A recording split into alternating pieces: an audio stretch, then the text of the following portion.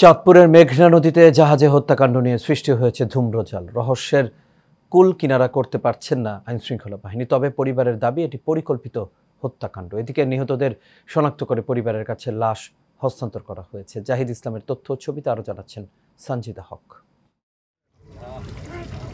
চাঁদপুরে জাহাজে চাঞ্চল্যকর 7 জনের লাশ উদ্ধারের পর এখনও রহস্য কাটেনি।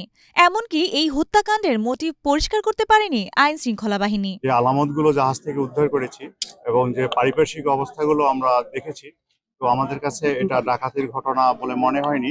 নিহত 7 জনের পরিচয় মিলেছে। তারা হলেন জাহাজের মাস্টার কিবরিয়া, ইঞ্জিন চালক সালাউদ্দিন, সুকানি আমিনুল মুন্সি, গ্রিজার সজিবুল, আজিজুল ও মাজেদুল ইসলাম। নিহত একজনের নাম জানা যায়নি। আর আহত ব্যক্তি হলেন জুয়েল।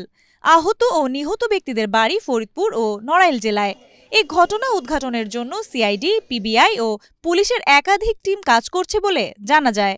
আমরা ইতিমধ্যেই বেশ কিছু ক্লু পেয়েছি। ক্লুগুলো নিয়ে অগ্রসর হচ্ছি।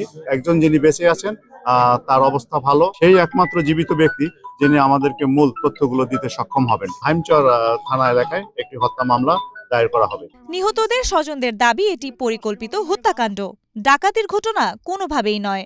পুলিশের মাধ্যমে ফোন করে, কোস্টগার্ডের মাধ্যমে ফোন করে জানতে পারলাম যে না, একজন জীবিত আছে, গলা কাটা, কথা বলতে পারে না, আর 2 জনও বেঁচে আছে, কিন্তু অবস্থা ভালো না।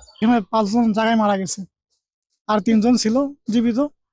তার ভিতরে তাদের হসপিটাল আনছিল, আমার ভাই মাজেদুল হসপিটাল আনার পরে মারা গেছে। কোনো ডাকাতির কবলে কিনা কিংবা কোনো ষড়যন্ত্রের মাধ্যমে মৃত্যু হয়েছে কিনা, এর তো সঠিক তদন্ত করে তারপর তার অবশ্যই সঠিক বিচার চাই। ঘটনার পর কাজ করছে গোয়েন্দা সংস্থা। হত্যাকারীদের দ্রুত বিচার দাবি করেন এলাকাবাসী।